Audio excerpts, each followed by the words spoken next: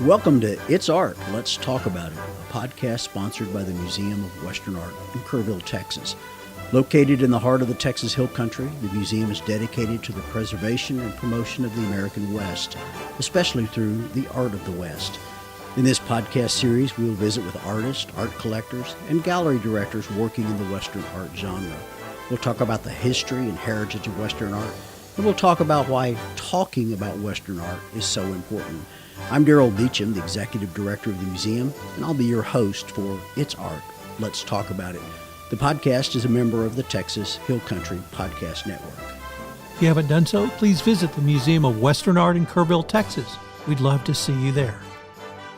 And we're joined today on It's Art, Let's Talk About It by our good friend Steve Talley. Steve, welcome to It's Art, Let's Talk About It. Thank you so much for having me. For those of you who don't know, CS Steve Talley. In the art world, Steve paints under the initials CS Talley. And in conversation and among his friends, he's simply known as Steve. But we appreciate you joining us on It's Art, Let's Talk About It. One of the first questions I ask most people, let's talk about how you got started in the art world. And that's an important question because I asked it of our good friend Rachel Brownlee recently. And she's only been in the art world less than 3 years. And she's a 30-year-old woman who one day stumbled onto a skill set that basically somebody said you ought to take it to the next level, and she did. And yet I had a conversation with Ron Riddick recently. These are both podcasts you can go out and listen to on It's Art, Let's Talk About It. A little shameless plug there for them. But Ron's been painting since he was 3 years old. Jack Sorensen, the same kind of thing. Jack said he knew he was one of those guys who could paint from the day he first picked up a pencil and started scribbling on the wall, a crayon and scribbling on the wall. Were you one of those guys? Have you been painting forever, or is this a recent version of your life? I have been painting half of my life.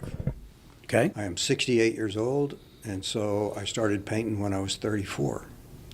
So I'm not one of those guys that, as a kid, scribbled on the walls.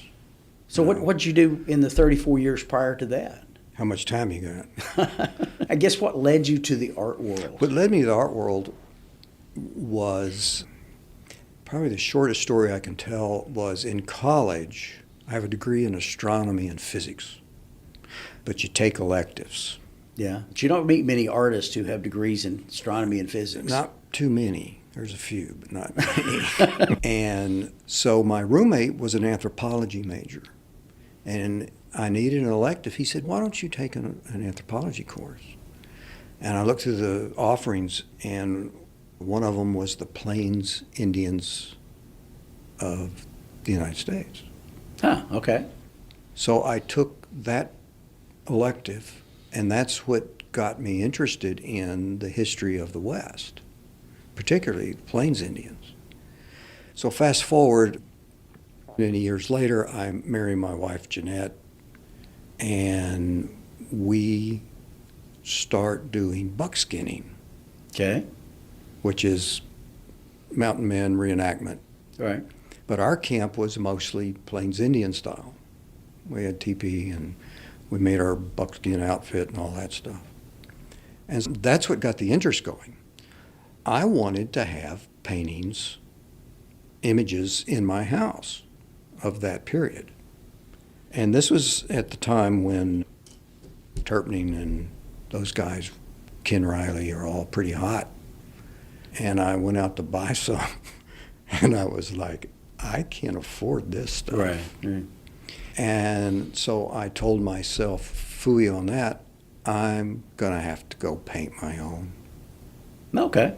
Interesting. And that's how I got started painting. You remember your first class? Did you take classes? At the time, we lived in a little town behind Pikes Peak called Woodland Park. Okay. In Colorado. And it was a whole 30-minute drive down into Colorado Springs, and I was working at the time related to my astronomy physics background. So you were making a living doing something Yes. in your field. Yes, which is an interesting story, too. I don't know how deep we want to dive there, but It's our show. We can go anywhere we want to.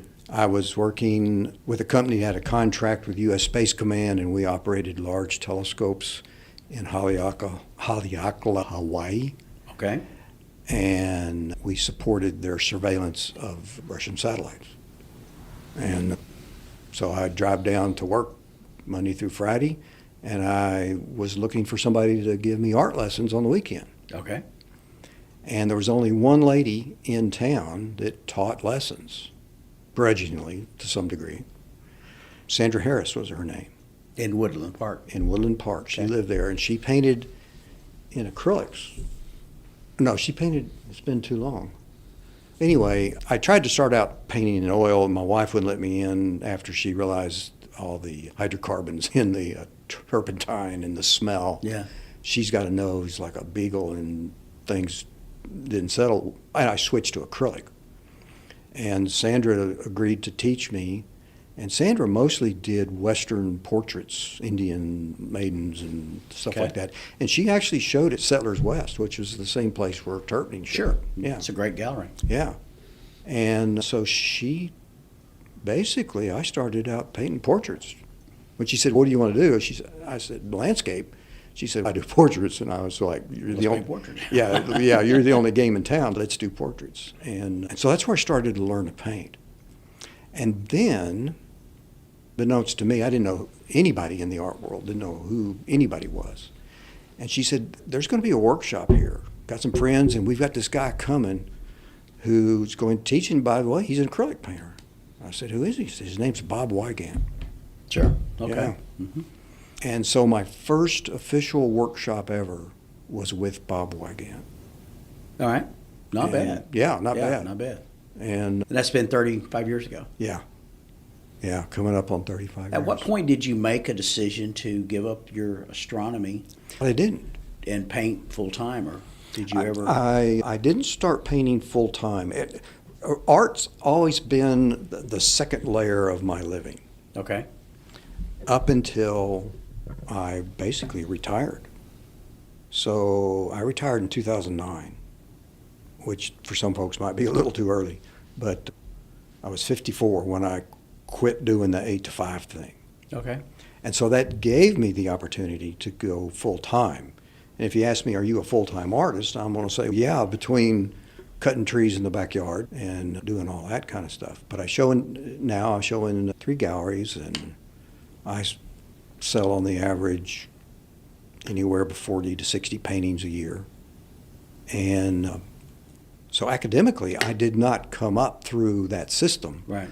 of learning to paint. And it's fascinating when we talk to artists about how they got their start. There's some that are very formal in their, they have always known that's what they're going to do. They approached it very formally, and they've been painting for 50 years. Our good friend Jack Sorensen's, member of the Cowboy Artist of America, says he's been painting since he was 3. Ron Riddick, in a recent interview, told me that he grew up basically scribbling on cardboard box things that his dad's pressed shirts came in. And he's been painting his whole life. That's art is all he's ever known. And yet I'm fascinated when I find people like yourself. I find people like Rachel Brownlee comes along. She's a rancher, right? A rancher and a marathon runner and all of that. And she discovered art as a secondary thing, a way for her to, express. All I've ever known you is a painter. I didn't even know the astronomy. I started to say astrology, but the astronomy connection and the physics connection. And so it's fascinating when we find artists who have other lives other than in the art world. My top layer of making a living up until 2009, my career started in the sciences and the physics and all of that. Yeah. And because of that, I had to learn to program, because the first Apple II the Apple II personal computer came out the year I graduated from college. Okay. And everybody's learning to program, and I did too. It's mid-1970s. Yeah. Yeah. 78. Yeah. And once I learned to program, that was a whole other skill level that I could market. And I ultimately wound up making a career out of writing software, not so much for the sciences. I did for 5 years while we were operating the telescopes and stuff like that. We were developing a lot of image processing software. Anyway, we moved away from Colorado and came to San Antonio. Right. And I'm skipping a whole lot of stuff here, but I ultimately wound up writing software for a home builder. I wrote estimating software.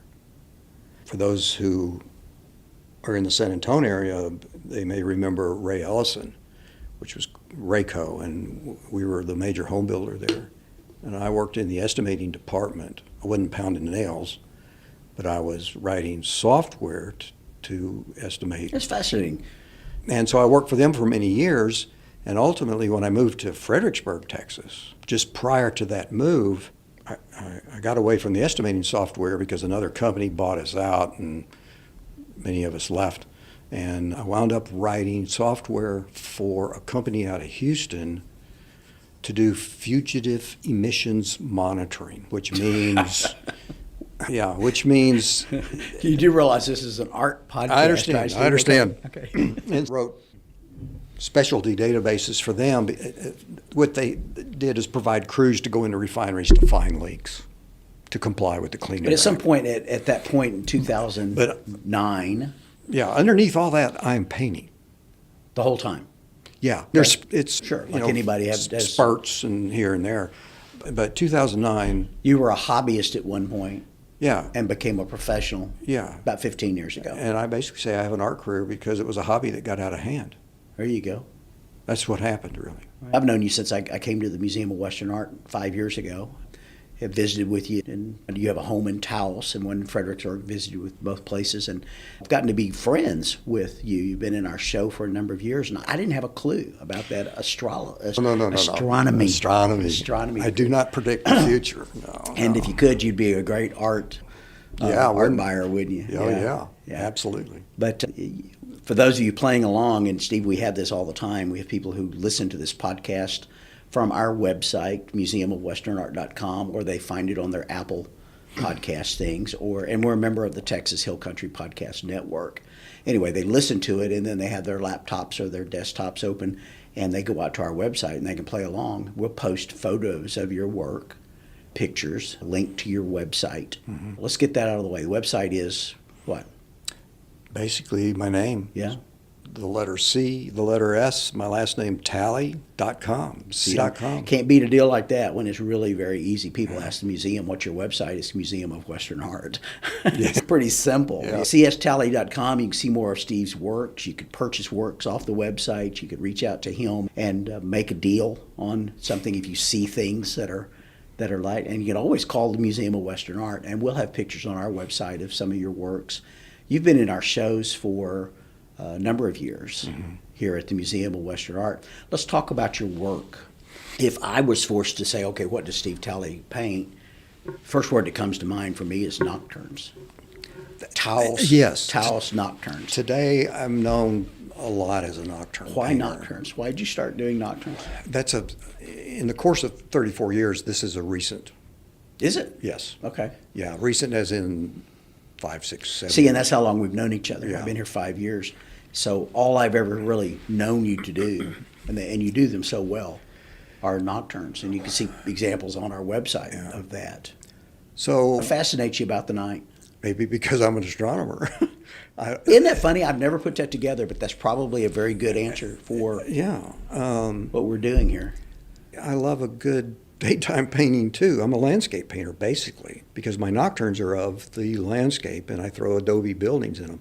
But what really inspired me about the nocturnes was I often, as in every evening after supper, I get on the laptop and I'm looking at auctions. I'm looking at and wondering what's for sale out there and because I'm also a collector. Which is I am as well. So Yeah. let's get together on what we're bidding on. Yes. So you may have been driving my prices up. I really haven't purchased via auctions, but I look a lot. But because I learn of people I've never heard of out Right. there.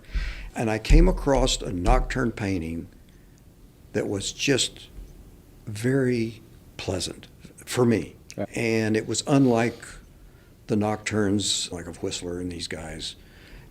And it was related to the Southwest.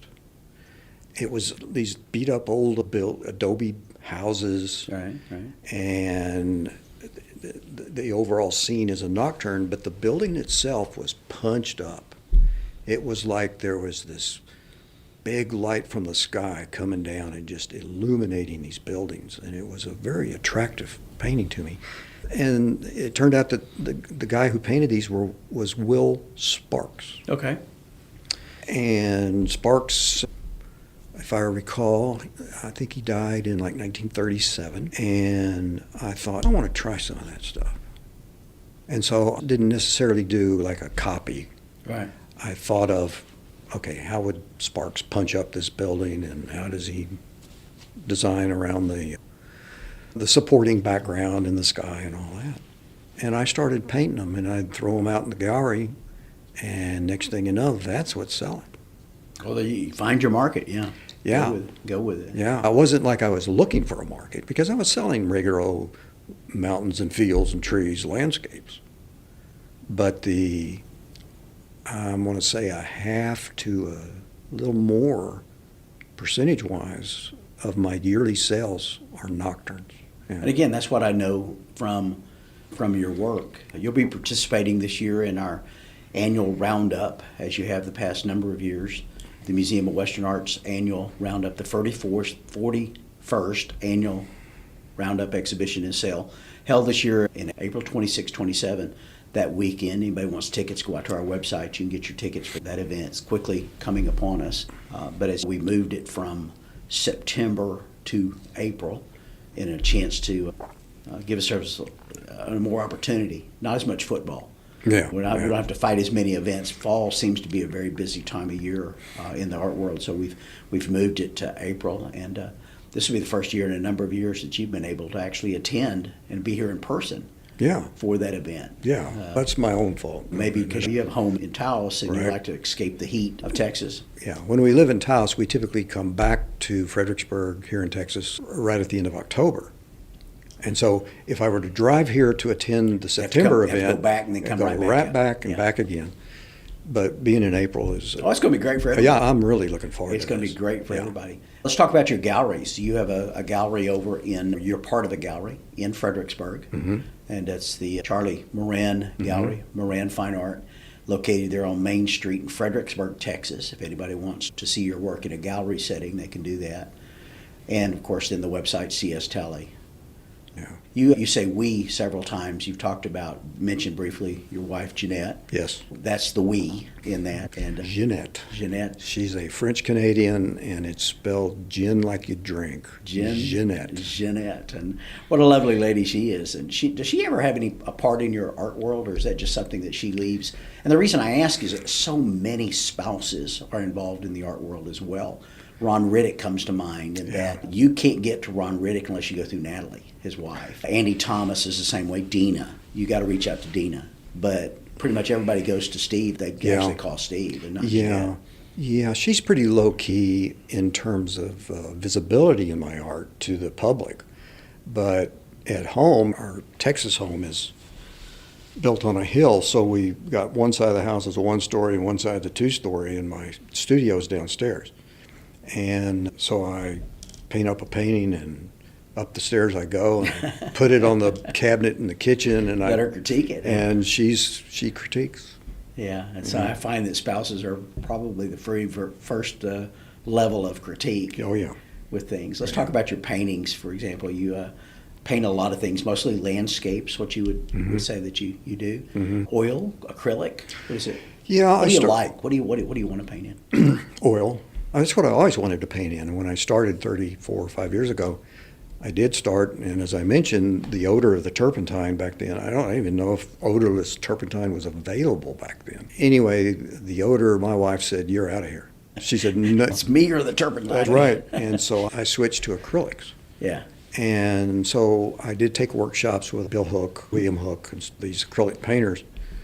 And I love good acrylics. I think yeah. it's a fabulous way to get started in learning how to paint. And what happened, though, once I moved to Fredericksburg in 2000. Just turn a little bit till you turn. There you go. In 2002, I started doing the local art club scene and that kind of thing. And I came to some demos here in Kerrville and saw a demo by Rod McGehee. And he was telling a story about how sick he was and went to the doctor. And the doctor says the turpentine's killing you. You gotta change or you're gonna die. And so Looks like having your head in a bag of gas. it all is, day, yeah. You know. And Rod told the story about that, and so said, everybody said, well, Rod, what are you painting with? He said, I went to these water-soluble oils. And he said, they're just like oil. They are oil. Mhm. It's basically, Sure. the linseed oil has a chemical voodoo so Yeah, that yeah. you can clean up with soap and water. And you don't, and anyway, and the light bulb went on for me, and I was like, I'm out of here with acrylics, and I'm going to go get some oil. And I can make Jeanette happy at the same time. And yeah, and so that's how I got to be an oil painter, was because watching Rod and learning about water solubles. And I've been painting with water solubles ever since, and that's been, we're coming up on 20 years now. What's your typical art day look like? And the reason I ask is there's a lot of listeners we have on It's Art, Let's Talk About It, who are new in the game, and they want to know from people who've been painting a while, making a living at it, what are the secrets? And we have artists who'll say, I get up every morning at 6 o'clock and I paint until noon, and then take a 1 hour lunch and I paint until 5. And others who say, I paint when the inspiration hits, and it may be from 2 in the morning until 2 the next morning. It varies from artist to artist. What's your typical day look like? There are many days I do nothing, which may sound like a horrible thing for some artists, because some artists, life is meaningless unless they have painted something every day. Had an artist recently, and we didn't put it on in our podcast. He was telling me off the air he spent one entire day staring at the canvas. And Well, he said, I just couldn't put anything on the canvas because Yeah. nothing felt right. I reached down and get a little cerulean blue, and oh hell, that didn't look right. He kept cleaning his brush over and over, and at the end of the day, still had a blank gessoed canvas up on the. Yeah. I guess a typical art week might be that I paint a couple of paintings, and I don't paint big. I'm not a 30 by 40 painter. Yeah, most of yours are 1820s. Or smaller. Yeah. Yeah. I think the three pieces that you have in our show this coming year are what? They're 11 by 14s. One 1114, a 1216, and a 912. Yeah. Yeah. So smaller works. Yeah. Yeah, I paint small mostly because I did a lot of plein air painting, and so I got accustomed. So you're not like our buddy Phil Bob Borman who Oh, paints no. these, No. 65 by 85 paintings. No, not these aircraft carrier deck size paintings. No. Phil Bob, if you're listening, man, we love you. But Yeah, we do. Come on, bring me something smaller. But you can sell a lot more small paintings. People can afford $1,000 and under much readily than a $40,000-$50,000 painting. So Yeah. You have to sell more of them that's true. to make a living. And so you got to paint more. So I get to paint when I want to. I mean, there are things that get in the way. That I live on 2 acres up in Fredericksburg, and sometimes you got to mow the yard, Yeah. and sometimes you got to trim the trees and fix something. How often do you paint plein air still? Since I live in Fredericksburg more in the winter, Okay. I don't do so much here. I do a lot of plein air painting out when we're at our home in Taos. Let's talk about some of your artist friends, especially those in Taos during conversations. And you were instrumental in helping us find a good Jerry Jordan for our 40th anniversary show. Guys, if you're listening along, go look that name up. Jerry Jordan, what a fabulous artist. Absolutely. Talk about others, because Taos is a painter's paradise. Well, yeah. It's a painter's mecca. It is. So who out there do you want to shout out to? Jerry, of course. I've heard you talk about him a lot, but There's a lot of famous people that live there you wouldn't know. Yeah. Would not know, you know of, but you wouldn't know. They're quiet. Don Brackett, Laura Robb lives there. yeah, okay. Yeah. And Laura's a very private person. A lot of artists tend to be that Yeah. way as well. Who else lives there? Sherry and David. Okay. David LaFell and Sherry McGraw. They live 6 miles from me. And I was so honored when David was in Fredericksburg a year or so ago yeah, for a show at the Insight Gallery. yeah. And They're having another one in March. I walked up to him, and bless his heart, he looked at me and he said, Dr. Beauchamp, how are you? Yeah. How would you even remember me? We had met years and years ago when I was at a gallery in San Antonio, and he was part of that. I sold a bunch of his works over the years, but I was so thrilled and honored that he took the time to say hello, and he knew me, and he was so generous with his time. David's 90. And he's one of the great painters. Golly. He's over the top, no, for sure, and he's a real treasure. Yeah. But he's 92 or 4 or something like Yeah. that, And prior to living in Taos, I'd only met him a few times. But the same thing happened to me. He was like, "Hi, Steve." Yeah, nice. It's like, how does he remember? Yeah, such a great painter. Sherry McGraw lives up there, David LaFell, Jerry Jordan, of course, we mentioned. Yeah. For our listeners, go out and look up those guys because they're just absolutely fabulous. And Taos is not a bad place to be for the arts. No. Taos, art-wise, is on the map simply because of the Taos Society of Artists from the early turn of the century. Yeah, Sharp, Cowse, Yeah. Dunton, those kind of guys. Yeah. Yeah, the ones who, and you can go up there today and hit those galleries. And there's Fetchin, the Fetchin Society started there, and of course the Cowse Sharp House, and we have a lot of friends up there. So There's the Harwood, the Blue and Shine House. always fun to go up there and deal with the art, but it's an overdose in the Yeah. arts. But the light is pretty fascinating as well. Yeah. That have an influence in your work? He says as he remembers that Steve paints a lot of nocturnes. Yeah, when it's dark, it's just dark. Yeah, Taos has altitude. The town of Taos we're at 7,000 feet, and we're not even in the mountains yet. And so that makes the air quite radiant because of its thinness.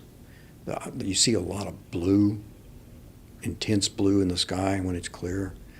And the monsoon season, when the thunderstorms roll through, and you can just see provided there's no forest fires in California blowing the smoke over, when the air is clear, you can just see forever.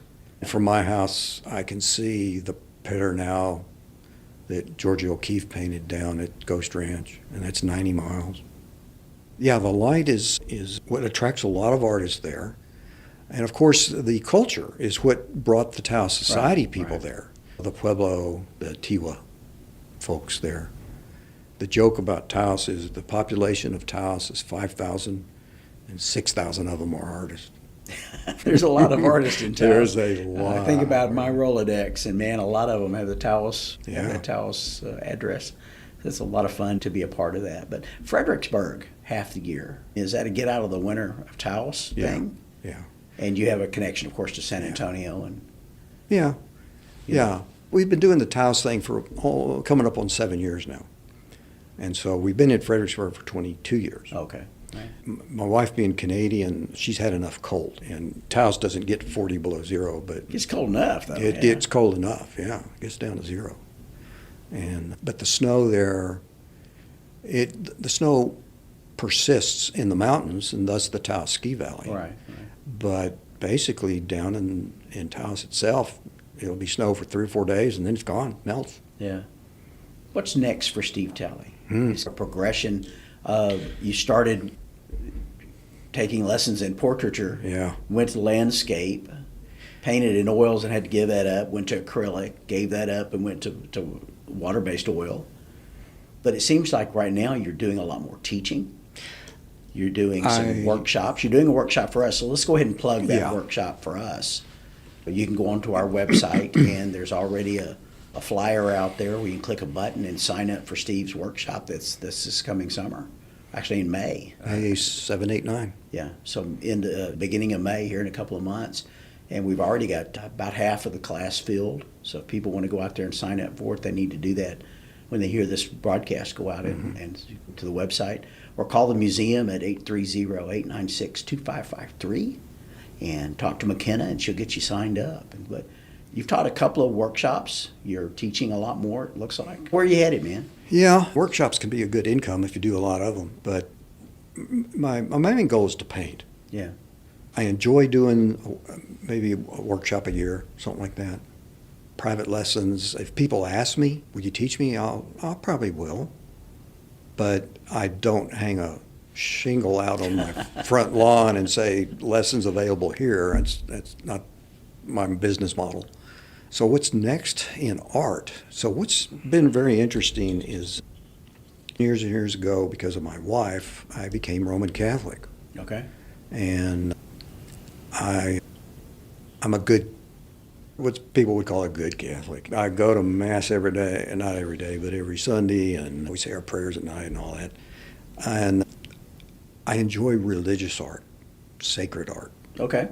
So the Baroque period, the Renaissance going into those, all that art was basically religion. And I've noticed in your work, even the three pieces that you've got, and then works from previous roundups, A lot of them are churches. Yes. A lot of the pueblos that you're talking about, And sacred spots. so I show it 2 galleries in Taos, and one of them is and it's not a gallery, it's a gift shop, and it's the Benedictine monks of Taos gift shop. Sure, I know. Wow. And I have an agreement between my main gallery that I can show some paintings there. They're not my main gallery, which is Jones Walker of Taos. Right. They're not very territorial because I supply them with everything that they want. So you've got 3 galleries that you deal with, right? The Benedictine gift shop, the Jones Walker, and then Charlie Moran on Main Street in Fredericksburg, Texas. So. Yeah, and so I will paint churches in a Nocturne way, and those primarily go into the Benedictine monks gift shop. The other Nocturnes of just buildings or in general that are non-church looking, they go to Jones Walker. And then I have Nocturnes here, of course, too. But I'm also a big fan of iconography. Okay. And so I'm learning to do some of that very stylized, the Orthodox Russian, Ukrainian type of icons.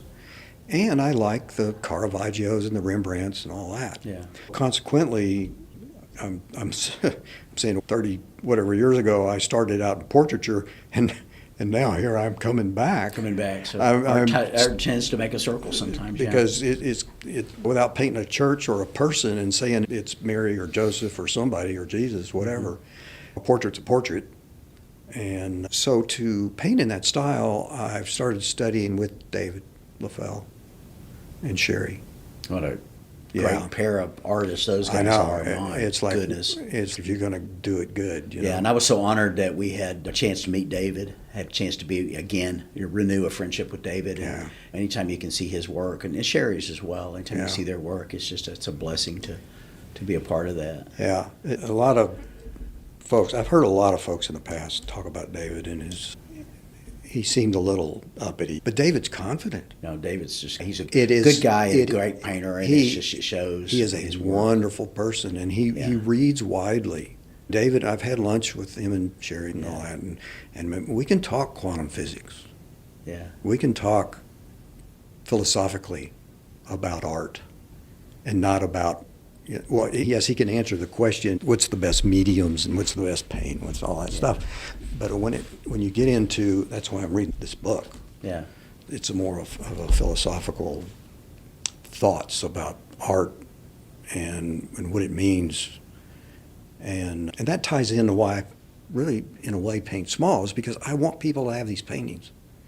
I need to pay for the paint. I need to pay for all that stuff. And so I have to sell the painting. I'll tell you right now, people say it's important because I'm the director of the Museum of Western Art. I'm a collector of Steve Talley's work. I've got one in my office right now. It'll go to my home when I leave here. I just couldn't be any more proud of owning a Steve Talley. Thank you. Talk to that young person out there who's trying to decide whether they want to be an astronomer or an artist. And I mean, is it an either-or situation? Doesn't sound like it is. It's a pursue your passion situation.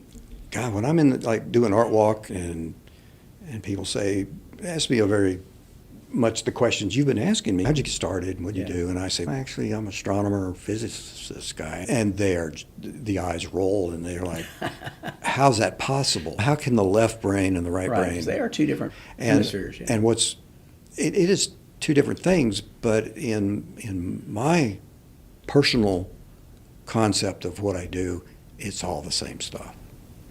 And if you ever really sit down and listen to some of these highfalutin physicists and astronomers in the past, there is a beauty that happens in science. And art, for me, is about beauty. I'm not interested in propaganda. Yeah. At all. It's a great place to wrap this conversation up. Art's about beauty. We've been visiting today with our good friend Steve Talley, CS Talley. If you're out there in the art world looking him up, go to cstalley.com for the website. Works are available at the Moran Gallery, Morin, Moran Gallery, in Fredericksburg, Texas, at the Jones Walker of Taos. I always forget the Walker, Jones Walker in Taos Gallery. and the Benedictine Muck Gift Shop there in Talley also. Or here at the Museum of Western Art, we'll have 3 works and are for sale. Of course, we want to always sell works here at the Museum of Western Art. But Steve, thank you for joining us today on It's Art, Let's Talk About It. Thanks for having me. That wasn't too painful, was it? Not at all. Not I almost enjoy talking about it as much as I do painting. Yeah, and somebody asked me one time, why we call this podcast It's Art, Let's Talk About It.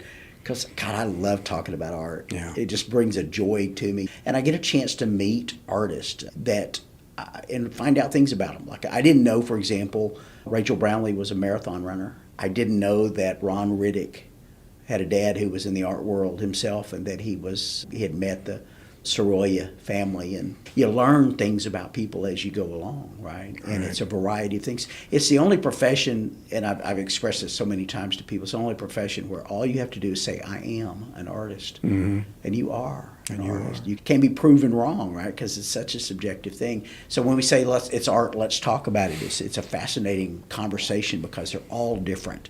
They all have the same basic approaches with art, but it's a lot of fun to learn more about people. So if you want to learn more about Steve Talley, go out to cstalley.com or go to the Museum of Western Art or come visit us here at 1550 Bandera Highway in Kerrville, Texas. We're 5 miles off Interstate 10, which is the other side of town, but it's a beautiful town to drive through, be a part of our world as well. And Steve, thanks for joining us on It's Art. Let's talk about it. Thank you so much. Appreciate it. We hope you've enjoyed this episode of It's Art, Let's Talk About It, a production of the Museum of Western Art in Kerrville, Texas. We hope you'll visit the museum in person. We're located at 1550 Bandera Highway in Kerrville, Texas. Find out more about us by going to www.museumofwesternart.com. And we hope you'll join us next time for It's Art, Let's Talk About It. The podcast is produced by the Texas Hill Country Podcast Network.